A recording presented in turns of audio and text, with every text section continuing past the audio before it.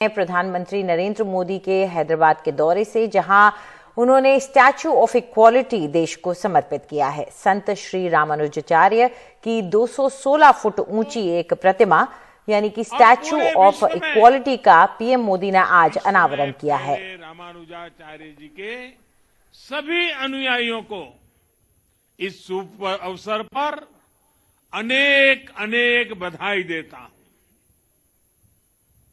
साथियों,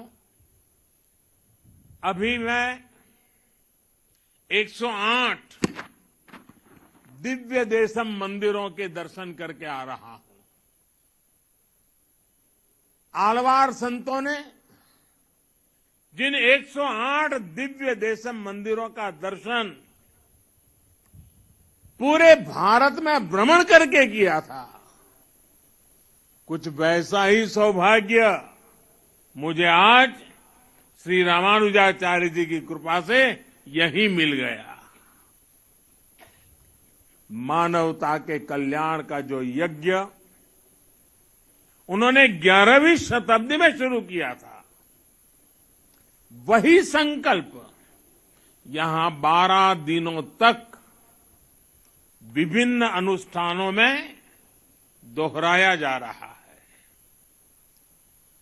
पूज्य श्री जीयर स्वामी जी के स्नेह से आज विश्वक्सेन इष्टि यज्ञ की पूर्णाहुति में शामिल होने का सौभाग्य भी मुझे मिला है। मैं इसके लिए पूज्य जीयर स्वामी जी का विशेष रूप से आभार प्रकट करता हूं। उन्होंने मुझे बताया है कि विश्वक्सेन इष्टि यज्ञ संकल्पों और लक्ष्यों की पूर्ति का यज्ञ है। मैं इस यज्ञ के संकल्प को देश के अमृत संकल्पों की सिद्धि के लिए नतमस्तक होकर के समर्पित करता हूं।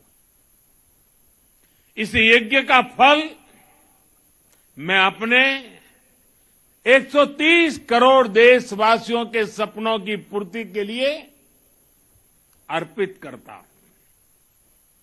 साथियों, दुनिया की अधिकांश सभ्यताओं में, अधिकांश दर्शनों में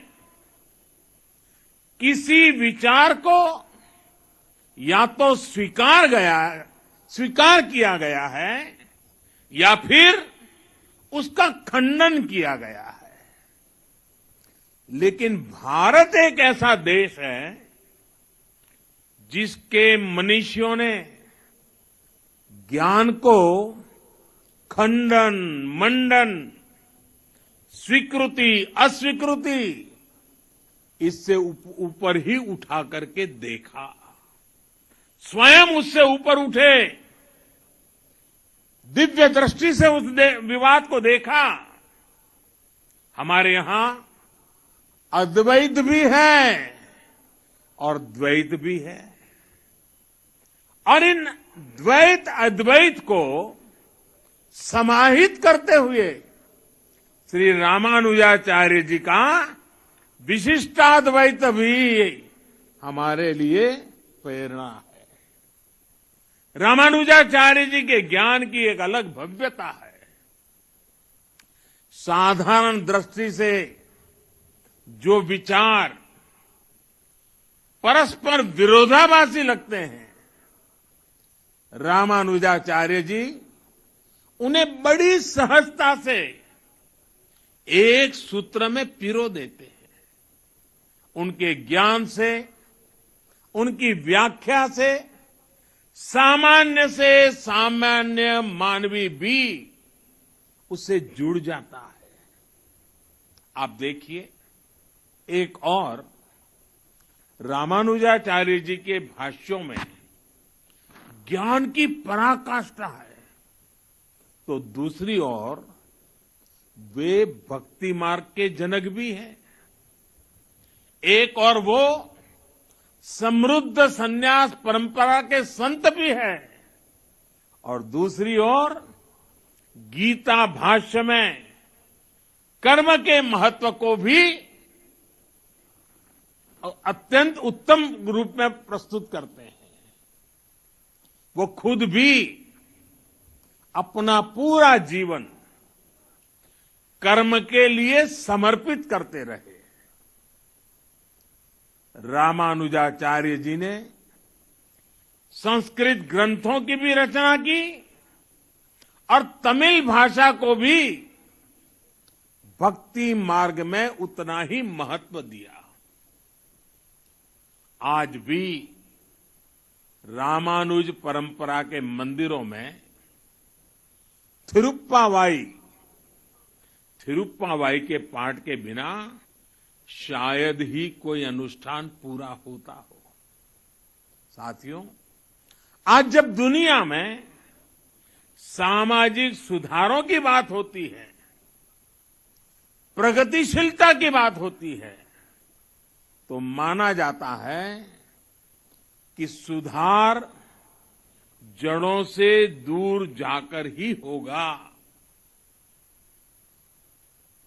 लेकिन जब हम रामानुजाचार्य जी को देखते हैं तो हमें एहसास होता है कि प्रगतिशीलता और प्राचीनता में कोई विरोध नहीं है। ये जरूरी नहीं है कि सुधार के लिए अपनी जड़ों से दूर जाना पड़े, बल्कि जरूरी ये है कि हम अपनी असली जड़ों से जुड़े, अपनी वास्तविक शक्ति से परिचित हो। आज से 1000 साल पहले तो रूढ़ियों का दबाव, अंधविश्वास का दबाव कल्पना के बाहर कितना ज्यादा रहा होगा। लेकिन रामानुजाचार्य जी ने समाज में सुधार के लिए समाज को भारत के असली विचार से परिचित करवाया। उन्होंने दलितों, पिछड़ों को गले लगाया। उस समय जिन जातियों को लेकर कुछ और भावना थी, उन जातियों को उन्होंने विशेष सम्मान दिया। यादवगिरी पर उन्होंने नारायण मंदिर बनवाया, जिसमें दलितों को दर्शन पूजन का अधिकार दिया। रामानुजाचार्य जी ने बताया कि धर्म कहता है न जाति ही कारणम लोके गुणाः कल्याण हेतव।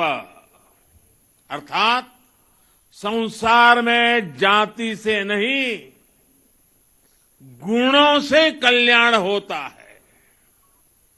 रामानुजाचार्य जी के गुरु श्री महापूर्ण जी ने एक बार दूसरी जाति के अपने एक मित्र का अंतिम संस्कार किया था। उस समय रामानुजाचार्य जी ने लोगों को भगवान श्री राम की याद दिलाई थी।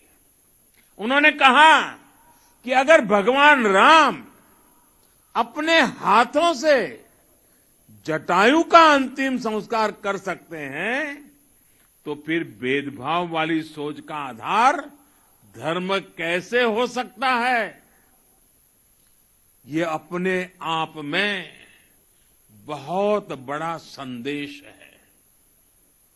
साथियों, हमारी संस्कृति की ये विशेषता रही है कि सुधार के लिए हमारे समाज के भीतर से ही